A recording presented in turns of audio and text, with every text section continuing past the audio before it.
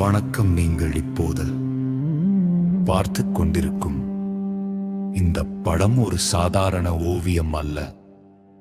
இது கலியுகத்தின் ஒரு மாபெரும் விடியலின் பிரகடனம். சக்தி, பிரளயம், பிரம்மம் என்று இந்த போஸ்டரின் உச்சியில் பொறிக்கப்பட்டிருப்பது ஐயாவின் அகண்ட ஆன்மீக ஆற்றலை குறிக்கிறது. பிரித்தீர் வருடங்களாக தவம் இயற்றி பிரபஞ்ச சக்தியை தன்னுள் அடக்கி வைத்திருக்கும் ஒரு மகா புருஷரின் உருவம் இது. இந்த படத்தின் மையத்தில் ஐயா சிம்மாசனத்தில் அமர்ந்திருக்கும் கோலத்தை பாருங்கள். இது வெறும் அதிகாரத்தின் அடையாளம் அல்ல, இது அகிலத்தையும் காக்கும் கருணையின் அரியாசனம். அவரது வலது கரம் உயர்த்தப்பட்டிருக்கும் விதம் அஞ்சேன் என்று நம்மை அள்ளி அணைத்துக் கொள்கிறது.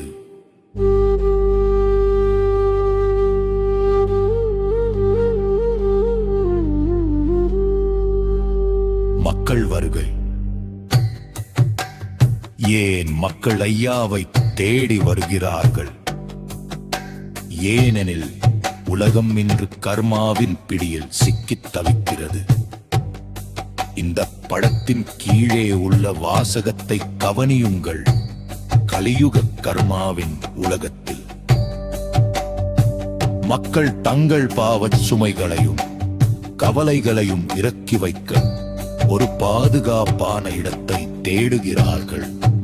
அந்த இடம்தான் ஐயாவின் சந்நிதி. நேரடி பார்வையால் ஞானம். ஐயாவின் நேரடி பார்வையில் என்ன இருக்கிறது? அந்த பார்வையில் தான் தீட்சை இருக்கிறது. குருவின் கண்கள் சீடனின் கண்களை சந்திக்கும். அந்த நொடியில் வார்த்தைகளால் சொல்ல முடியாத ஒரு ஆன்மீக மாற்றம் நிகழ்கிறது. அதுவரை இருளில் இருந்த ஆழ்மனம் திடீரென்று ஒளியால் நிரப்பப்படுகிறது. ஐயாவின் பார்வை என்பது வெறும் அசைவு அல்ல, அது ஞானத்தை அள்ளி வழங்கும் ஒரு அச்சை பாத்திரம். அவரது கண் பட்டால் கர்ம வினைகள் கரைந்து போகும், அறியாமை நீங்கி மெய்ஞானம் பிறக்கும். வாழ்வின் தத்துவம் என்ன? நாம் யார்? இந்த உலகிற்கு ஏன் வந்தோம் என்ற தெளிவு பிறக்கும்.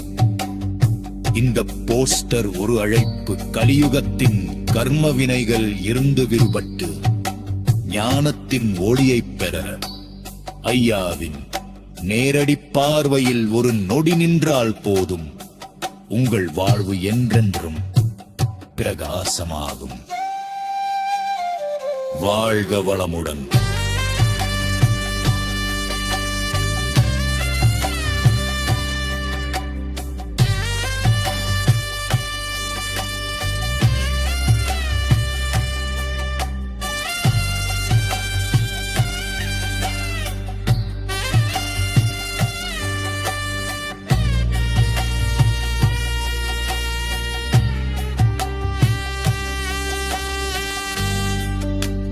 சக்தி பிரளயமே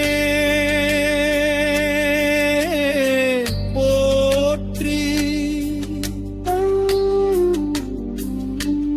வழங்கும்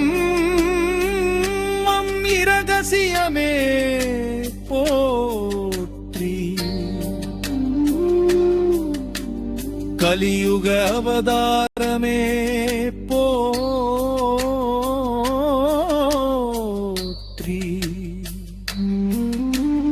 வாழும் யுக புருஷரையாவே போற்றி. நிழல் என் ஸ்வான்சு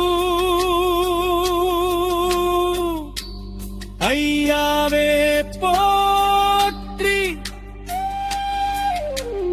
கன்ஷத துர்காதாசர் ஐயாவே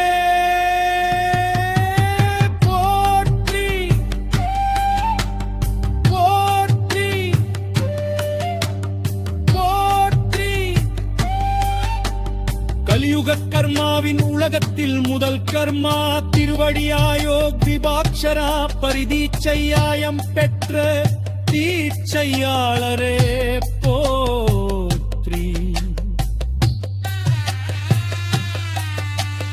போற்றி